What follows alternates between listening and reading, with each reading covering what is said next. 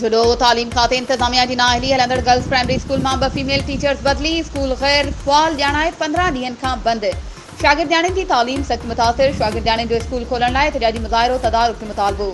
खबर मूजिब जुडो की union council आहोरी में गवर्नमेंट गर्ल्स प्राइमरी स्कूल आहोरी के ॻोठाणनि ऐं शागिर्दियाणियुनि अली हैदर लगारी आयशा शगुफ्ता नसरीन ऐं ॿियनि गॾिजी एहतजाजी मुज़ाहिरो कयो। उन मौक़े ते उन्हनि चयो त असांजो स्कूल गुज़िरियल केतिरनि ई सालनि खां हलंदड़ आहे। स्कूल में ॻोठ जूं 35 शागिर्दियाणियूं दाख़िल आहिनि। स्कूल में 2 मास्तरियाणियूं मुक़रर थियल हुयूं। 15 ॾींहं अॻु तालीम खाते जुडो जे अमलदारनि हलंदड़ स्कूल खे गैर फ़ाल ॼाणाए स्कूल में मुक़रर मास्तरियाणियुनि खे बदली करे छॾियो आहे। जंहिं बाद ॿारनि जी तालीम सख़्त मुतासिर थी रही आहे।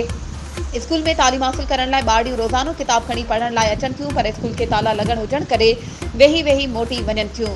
हुननि सिंध सरकार समेत आला इख्तियारनि खां मुतालबो कयो त नोटिस वठी स्कूल में मास्तरियाणियूं मुक़रर करे नियाणियुनि जी तालीम बहाल कई वञे। वधीक ख़बरुनि ऐं अपडेट्स जे लाइ असांजे चैनल खे सब्सक्राइब कयो ऐं हा, बेल आइकन खे प्रेस करण न विसारिजो त जीअं असांजी हर नई अचण वारी वीडियो तव्हां ताईं पहुची सघे।